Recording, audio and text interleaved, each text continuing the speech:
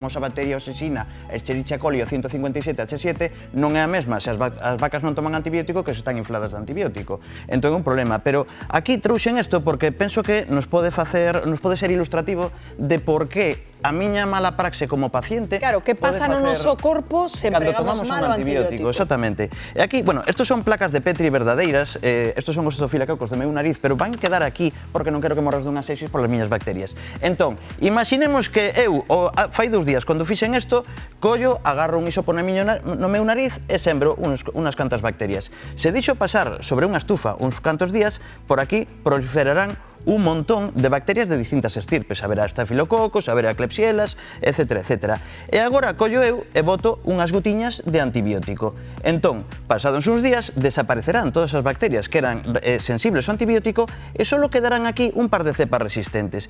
E que ocurrirá se deixo pasar máis días? Que terei toda a placa de Petri colonizada únicamente por bacterias resistentes. Este é o problema que nos enfrentamos con xente cando toma un antibiótico. É dicir, se eu che dou un antibiótico a ti, somente quedarán vivas en ti as bacterias que son resistentes a antibiótico. Entón, unha persona que toma antibiótico moitas veces ao ano seguramente teña bacterias hiperresistentes. É un problema importante porque case todas as infeccións bacterianas que tenemos na nosa vida van ser non por unha bacteria que me contaxeu un enfermo, senón porque as bacterias do meu corpo amotináronse contra min. É dicir, se eu collo unha bronquite, as bacterias do meu bronquio poden amotinarse contra min e provocarme unha neumonía. Ou as infeccións de uriño, que son bacterias do tubo intestino que cambiaron de sitio, feusen por outro lado e provocaronche unha infección de orina. Entón, unha persona que toma pouco antibiótico e só nos termos que yo receteu o médico vai ter bacterias máis sensibles cando chegue o momento. Un paciente que toma para calquer parvada, por exemplo, calquer catarriño de nariz, entón o que vai ter é unhas bacterias hiperresistentes que cando causen problemas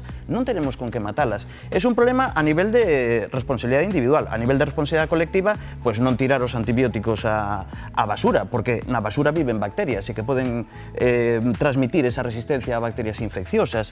No gando, por suerte, estamos na Comunidade Económica Europea, que eu penso que é bastante estricta con esa regulación. De feito, pois solamente se utilizan cando o gando está enfermo, pero non se utiliza, veña, penicilina para todas as vacas, que é unha auténtica barbaridade.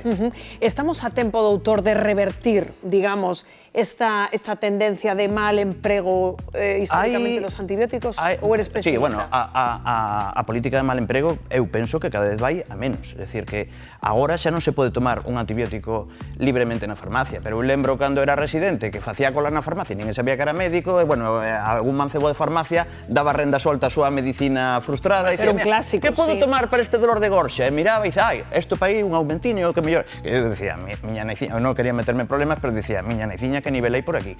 Eso xa non existe. Sigue existindo un problema, a medicina de complacencia, é dicir, por exemplo, eu sou médico privado, intento mantener a ética de que o meu objetivo é que ti saias sana da miña consulta, non contenta, que saias contenta é secundario.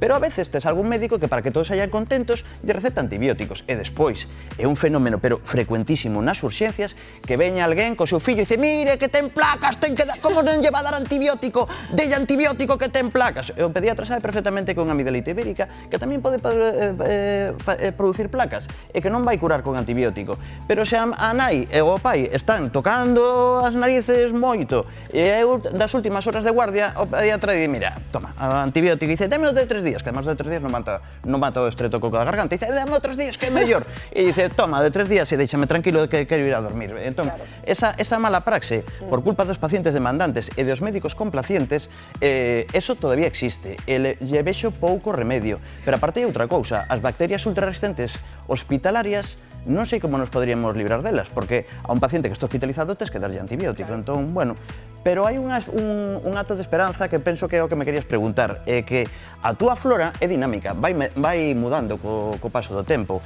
Entón, se ti tomaches moitos antibióticos, porque eu que sei que che pasou, pero pasas 2 anos sen tomar nada, a túa flora respiratoria, a túa flora intestinal é completamente nova. Entón, xa non é unha muller con ultrarresistente. Pois eso é moi importante. Imos a ver se nos dá tempo a desmontar algún mito sobre os antibióticos, que poden estar moi extendidos. Por exemplo, o primeiro, imos aló, comer carne aumenta a resistencia aos antibióticos. Verdadeiro ou falso? Voume mollar, verdadeiro. Non, falso. Falso. Únicamente, se pontes a pensar a partir de xedrez 4 xudagadas máis, que se eu tomo carne, entón a industria gandeira prolifera e utiliza máis antibióticos, pero a carne que comemos non contén antibiótico. A miña flora intestinal non se verá afectada. E hai unha razón moi sinxela, aparte de que as leis son moi estrictas, se a carne que contivese antibióticos, imagina unha persoa alérxica a penicilina, con 3 moléculas de penicilina esa persona morre dunha reacción anafiláctica. Se a carne tivese antibióticos, os alérxicos a antibióticos morrerían ao comer carne. Claro, caerían como chinches, entón, perfecto. A carne non ten antibiótico, al menos en Europa. Máis mitos.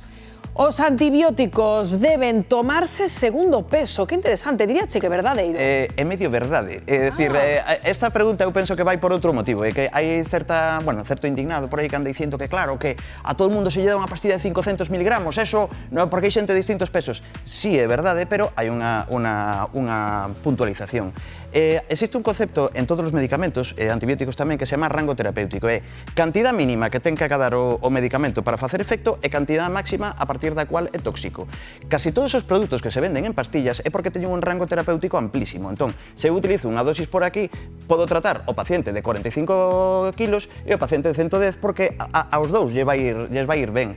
Hai outros medicamentos que ten un rango terapéutico moito máis estreito que se utilizan normalmente en entorno hospitalario e sobre todo en pediatría. E por eso os pediatras sempre van con unha calculadora polo hospital no bolsillo porque ten que estar calculando constantemente. Claro, pero por ese umbral que nos dicías. Veña, imos a por último. A ver, que nos propoñen por aí. Non todas as infeccións bacterianas requiren antibiótico, porque, pois eu, como estiven moi atento ás tías explicacións, conclúo que isto é verdad, como unha catedral, non? É verdadeiro. De feito, senón, estaríamos extinguidos como especie. É dicir, porque que máis que menos colle infeccións bacterianas ao longo da súa vida. Moi particularmente as infeccións do tracto respiratorio superior, cando son bacterianas, eu nunca tomei un antibiótico para elas. Teño tido moitas. Con un lavado nasal con agua hipertónica, por exemplo, a agua hipertónica mata todas as bacterias. Por eso levamos séculos curando xamón sen sal, porque un ambiente hipertónico as bacterias patóxenas que pudren a carne non son capaces de vivir. E as da miña fosa nasal tampouco. Unha infección de ouriño bebendo moitísima auga tamén se pode evitar. O xente que ten autodiagnosticado SIBO e toma antibióticos cada 2x3, moitas desas persoas en realidad ten algunha intolerancia alimentaria mal diagnosticada polo médico e se cambiasen a súa dieta non estarían tomando antibiótico cada 2x3. Pois conclusión, despois de escoitar o noso doutor, que os antibióticos só baixo prescripción médica en casos moi concretos. Grazas, doutor, sempre.